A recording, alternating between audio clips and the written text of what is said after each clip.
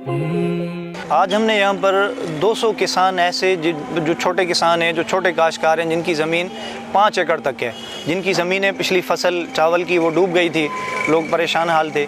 इस वक्त जिनकी ज़मीनें सूख गई हैं, जिनसे पानी ये सैलाब का निकल गया है, हमने कोशिश की है कि इन लोगों को अपने पाँव पर खड़ा करें।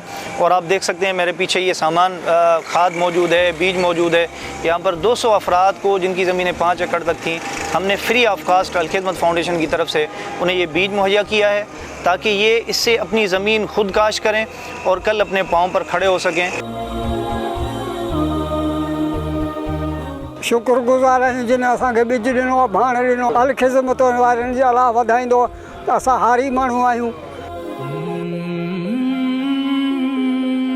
आज हमें अल खिदमत वाले गंदम का बीज दे रहे हैं, गंदम, ताकि हम गंदम काश्त कर सकें। खाद दे रहे हैं, दवाई दे रहे हैं। इनकी बहुत बहुत मेहरबानी है, बहुत शुक्रगुज़ार हैं हम इनके।